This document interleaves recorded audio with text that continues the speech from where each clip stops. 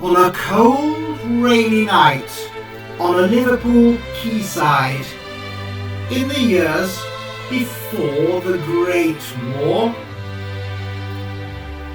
the crowd was in shock at the loss of Titanic. So proud had they been days before. Relatives gathered for news of their loved ones, to read through the list of the dead. When into the throng came a sad-eyed old polar bear, and to the clerk at the counter he said, "Have you got any news of the Iceberg? My family were on it, you see." "Have you got any news of the Iceberg? They mean the whole world to me. My wife and my children were coming from Greenland to be by my side in the zoo. Belinda's my wife, and the eldest's called Bernard, and Billy, well, he's only 2. I know on the ship there were hundreds of people, and I know the iceberg's not yours." The polar bear's eyes held the start of his teardrops, and he covered his face with his paws. "Have you got any news of the Iceberg? My family were on it, you see. Have you got any news of the Iceberg? They mean the whole world to me."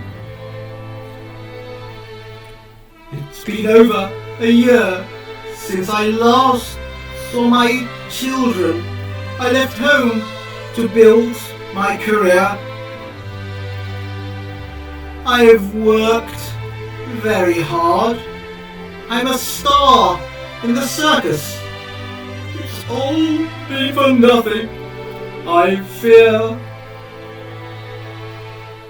That's my face on the poster. We're in town this week. My children were meeting me here. Everyone watched as he struggled to speak, as his paw brushed away one more tear. "Have you got any news of the Iceberg? My family were on it, you see. Have you got any news of the Iceberg? They mean the whole world to me." By now all the people had gathered beside him. His grief was one they could share. The people around him, in silence and sadness, listened to the sad polar bear. "I wanted my children to see me performing, and Belinda, she would have been proud." At last, lost for words, and his tears flowing freely, the question was asked by the crowd Have you got any news of the iceberg?